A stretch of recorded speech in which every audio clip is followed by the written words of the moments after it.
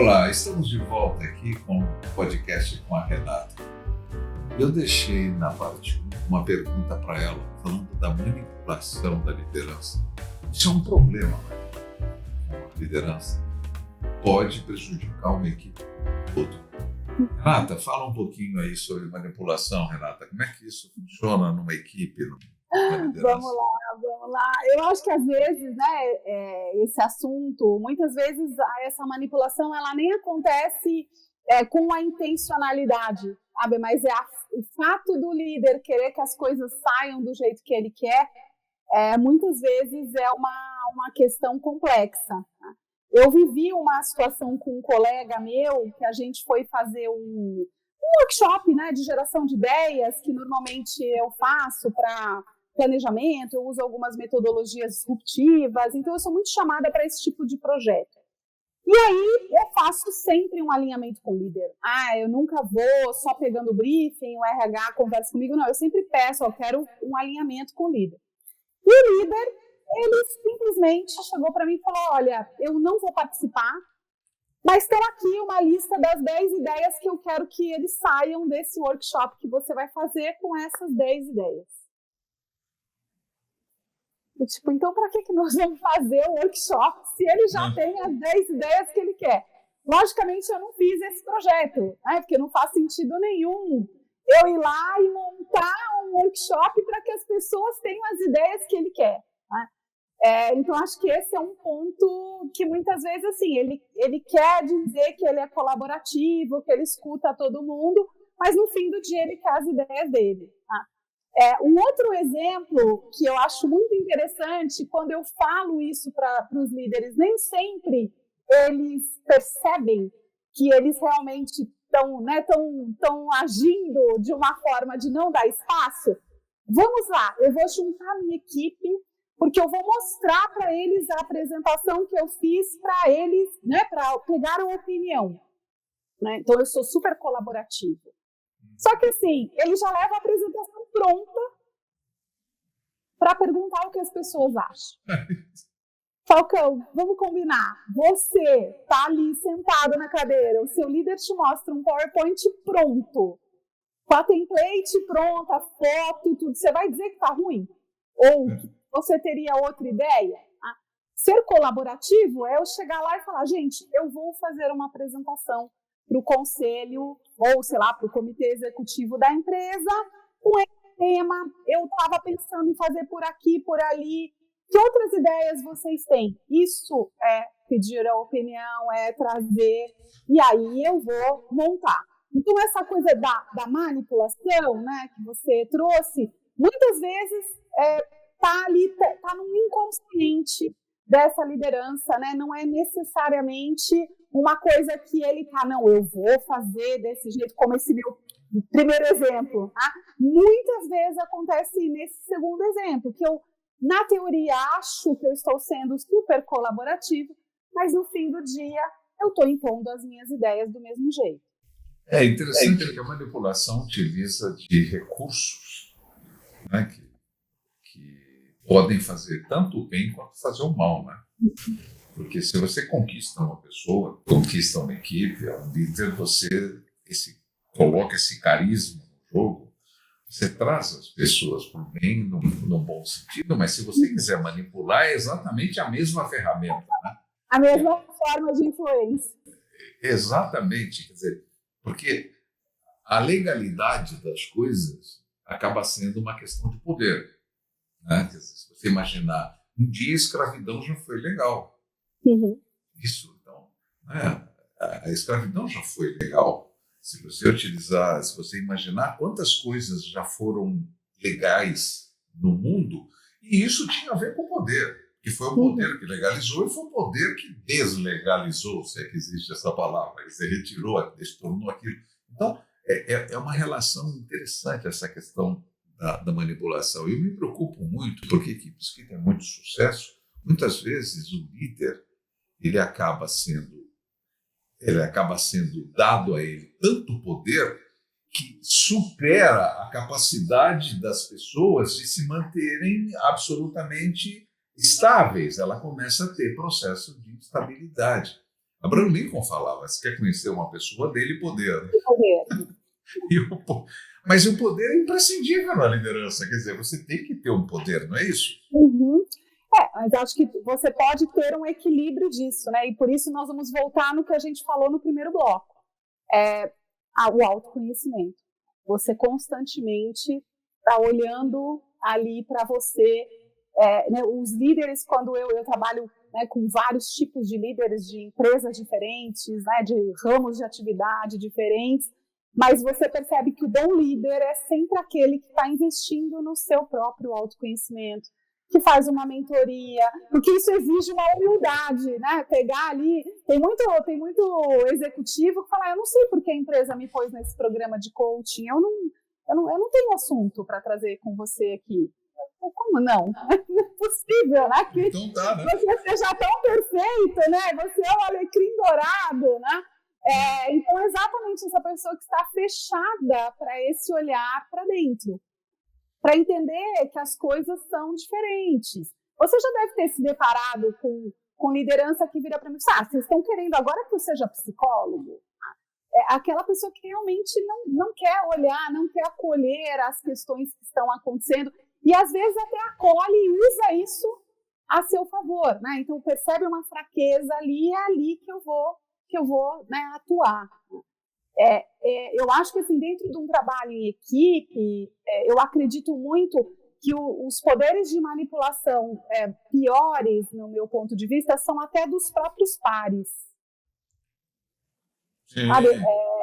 Porque o líder, ele está mais exposto, ele tem ali, né, às vezes um RH, né, se você tem um CEO com uma cabeça já um pouco diferente ali, circula ali. Agora, eu vejo muito, e isso eu acho que é uma questão da manipulação dos pares, né, de eu querer aparecer mais, de eu querer dizer que eu atingi a venda, de que eu, né, a gente escuta às vezes coisas que preferia não ter escutado, né, em algumas situações.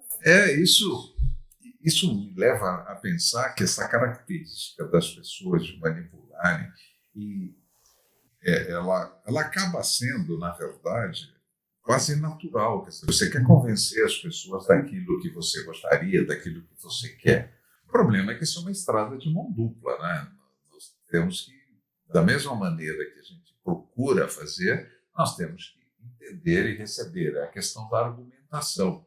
Quer dizer, o processo de argumentação é um processo que eu me posiciono aqui, você se posiciona aqui, nós dois argumentamos, eu ouvindo você, eu venho para cá e você vem para cá, e, portanto, nós dois vamos assumir uma nova posição.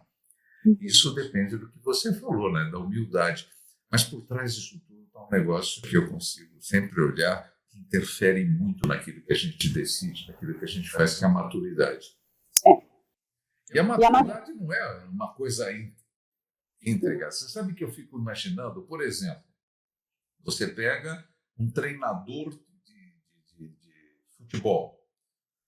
Ele é um homem lá de 60 anos, etc. Se tem uma coisa que ele não faz é jogar futebol, mas ele conhece futebol profundamente.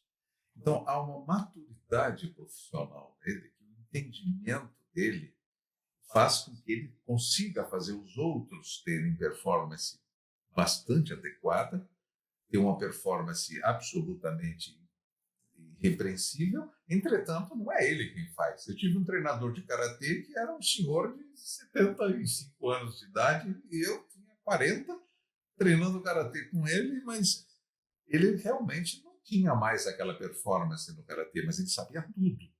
Uhum. Então é interessante.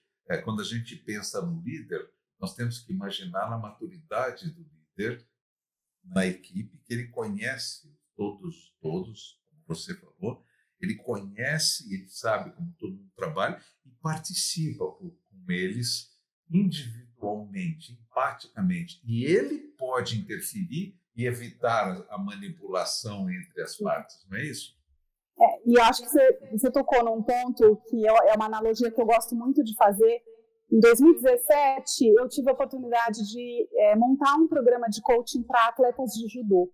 Eu fiz numa equipe lá de Santos, da Unimes, E uma coisa que eu percebi muito interessante, que depois eu acabei, né, hoje eu atuo com uma metodologia da Gallup que se chama Clifton Strengths, que tem esse olhar para o talento das pessoas, mas quando a gente vai para o esporte, o técnico do esporte, ele tem um olhar individual e ele trabalha com aquilo que a pessoa faz muito bem.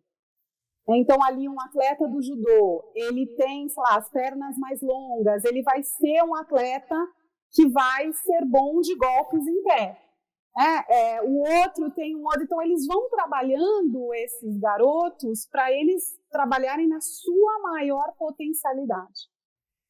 Que é uma coisa que no universo corporativo, e aí entra um pouco essa coisa que você está trazendo da liderança, muitas vezes eu acredito que liderar é apontar os pontos fracos para a pessoa ir melhorando ali ao longo do tempo. Então eu vou, olha, Renata, você não é boa, sei lá, de falar em público. Falcão, você não é bom de planilha Excel, de analisar número. Você... E ao invés da gente olhar, como no esporte, aquilo que a pessoa faz bem. Né? Então, acho que essa maturidade profissional, ela não tem a ver muito com idade e cargo. Ela tem a ver com as vivências que eu tive e o quanto eu sou capaz de olhar aquilo que as pessoas têm de bom também, e não só aquilo que está faltando. Né? Esse olhar, não é um olhar poliana ou, né, um olhar de só positivo, não é isso. Mas muitas vezes eu vou chegar ali, né, falando do futebol, olha, Cristiano Ronaldo, você é muito bom no ataque, então agora você não precisa mais treinar ataque, você vai só treinar só ficar na defesa, né? Que é um pouco isso que a gente faz, né, no universo corporativo. Eu tiro a pessoa daquele seu potencial. Então, o técnico, o líder, ele vai influenciar a pessoa de uma forma positiva quando ele consegue fazer essa pessoa fazer o que ela faz bem todos os dias, e ela vai ter uma satisfação enorme em trabalhar, e isso vai ser fácil de influenciar ela do lado positivo, né? Eu estou trocando a palavra manipulação por influência, né? Eu vou influenciar essa pessoa de forma positiva para ela trazer a melhor performance possível. E isso vem de uma maturidade mesmo, como você falou, de olhar para si também e procurar olhar o outro de uma forma individual. Até porque nem toda manipulação é ruim. Existem, entre aspas, talvez deveríamos usar outra palavra, mas é uma influência que você faz nas pessoas na expectativa de retirá-lo de uma determinada situação ruim, um vício, etc. Você tem que, de alguma maneira, chegar nessa pessoa. Então, a gente pode imaginar que a ferramenta que manipula para o mal, manipula para o bem também, é a mesma coisa. Mas você sabe que, falando de liderança, uma das coisas que me ocorreu no que você falou é que a equipe precisa ter segurança, né? Por quê? Porque tudo na vida tem risco. Qualquer equipe, em qualquer situação, está envolvendo riscos maiores ou menores, mas riscos, né? Existem riscos.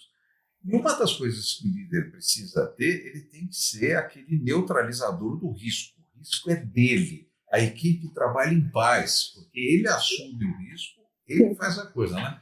Isso é uma coisa muito importante, essa gestão do risco, né? Como é que você vê isso? Eu acho que essa é uma coisa fundamental, porque, né, a gente precisa... Inovação pressupõe risco. Não existe inovar, ninguém nunca fez, como é que eu vou saber se vai funcionar ou não?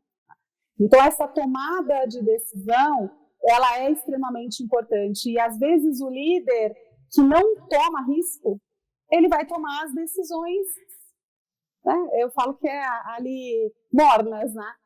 E aí a equipe vai ficar sempre naquele mesmo patamar. Então, às vezes, as pessoas vão, trabalham, trazem uma ideia, né, muito interessante. É importante que o líder assuma esse risco e fale, vamos lá, eu estou com vocês, né? Eu tinha um professor que ele dizia o seguinte, você delega trabalho, mas a responsabilidade é sua.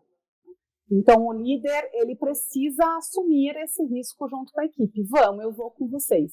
Ele precisa de coragem. Eu acho que a palavra hoje, que se fala muito, mas ela é verdadeira, o líder precisa ter coragem. Coragem de tomar decisões que vão, né, que podem elevar o nível ali do patamar daquela equipe. Ele precisa ter coragem para tomar decisões que não são muito, de repente, populares. Em alguns momentos, ele vai precisar tomar. Então, esse líder, ele precisa ter essa ideia de eu vou assumir o risco e eu vou junto com a equipe. Né? Aquela coisa do líder, quando dá certo a ideia, né, eu tô no grupo, quando dá errado, foi a equipe, eu não estava nem sabendo disso. Né? Eu acho interessante que você usou uma palavra legal aí, a palavra coragem. Né? Se você for lá em Aristóteles, né, na filosofia grega, você vai olhar que Aristóteles falava que a coragem ela é o centro, porque de um lado está o medo, do outro lado a absoluta irresponsabilidade. Quer dizer, que na hora em que você tem medo, você não faz, você não consegue agir por causa do medo. Se você também não tiver medo nenhum, for parar na absoluta irresponsabilidade, quer dizer, aqui as chances de você criar confusão são enormes. Né? Pessoas que sofrem deste mal de não ter medo, eles efetivamente aumentam os riscos de uma maneira absurda. Né? Então nós temos que ter a coragem. Né? É aquilo que está no centro. Essa palavra eu acho absolutamente fantástica. Né? Quer dizer, nós falamos aqui de maturidade, de coragem. Quer dizer, são coisas que estão vinculadas a um processo de liderança. Mas eu tenho uma pergunta para te fazer sobre liderança que fica aqui. Assim, todo mundo é líder ou tem gente que não é líder? Vamos lá, pergunta difícil. Eu acredito muito que tem pessoas que têm mais, não é uma capacidade, eu acho que competência todo mundo tem. Tá? Eu acho que competência todo mundo tem. Você pode ter uma liderança diferente da outra. Eu acredito muito que vão ter líderes que são mais influenciadores, líderes que são mais de pegar a turma aí com a mão na massa. Agora, existem pessoas que muitas vezes são muito técnicas e que elas não querem, é um desejo, é uma coisa que elas não querem, elas são muito boas naquilo que elas fazem e a hora que elas vão para a gestão, a gente perde aquela pessoa muito boa, porque ela não gosta de lidar, daí não é uma questão de competência ou não, acho que é uma questão da pessoa gostar ou não. Tá? Escolha. Então, eu acho que é uma questão de escolha, porque para ser líder, você precisa gostar de pessoas, você precisa gostar de gente, você precisa fazer a diplomacia dentro da empresa. Né? Quanto mais você sobe na hierarquia, menos você trabalha, né, entre aspas, de pôr a mão na massa, e mais você fica só orquestrando as situações e as coisas.